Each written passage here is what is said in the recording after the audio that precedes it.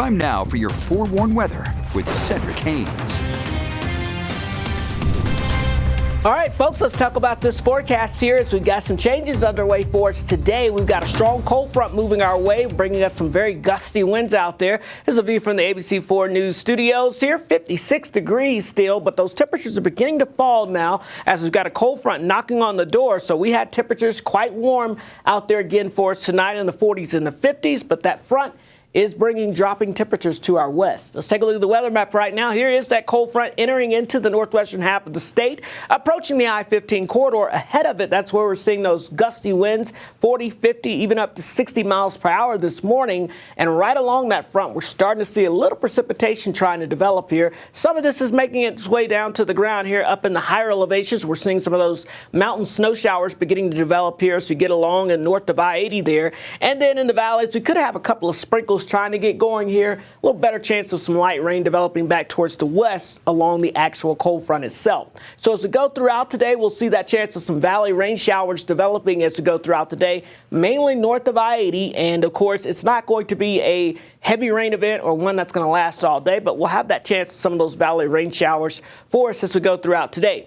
Then as we go into your Friday, we'll get a slightly stronger storm system moving our way, bringing us a chance of a wintry mix. Now, the latest data is indicating the system moving a little further to the north, so that may try to help to keep some of the main moisture to our north. So maybe not looking at as strong of a storm system as what it was looking like even a couple of days ago in terms of precipitation, but it will continue to drop those temperatures down. So as we look at the latest futurecast, here's this front that's moving through this morning. Again, bringing us some valley rain showers and some mountain snow showers as we go throughout the morning into the early afternoon hours. And that band of precipitation will slowly drift to the south and weaken as we get towards the early afternoon hours. If you're south of, let's say, Nephi, yeah, probably not going to see anything out of this at all as high pressure quickly builds in and we have a dry start to your Thursday. But as we go throughout Thursday, we'll see more clouds increasing with that next storm system.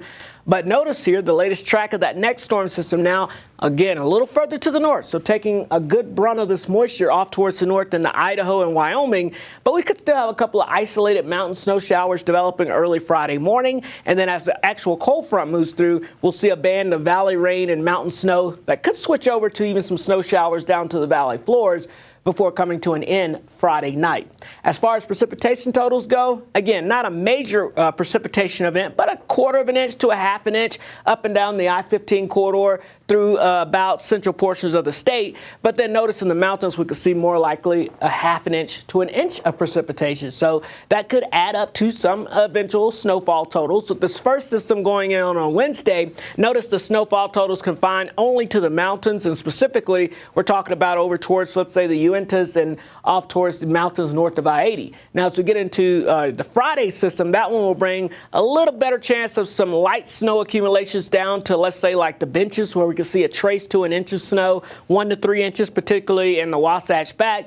But then once you get over towards the Uintas, that's where you can see maybe closer to 1 foot of snow with that second system making its way on through. Again, not a big snow producer for the valleys again, but hey, maybe a few snowflakes flying by the end of Friday. So here's the way it looks for today. Upper 50s to near 60 degrees, but these temperatures are going to be falling as we go into the afternoon hours as that cold front moves through and the winds shift from out of the south to out of the north and west. St. George, 67 degrees for your high today, 66 degrees for Thursday. A few isolated showers with that front by late Friday afternoon and Friday night, followed by some much cooler weather as we head into the weekend.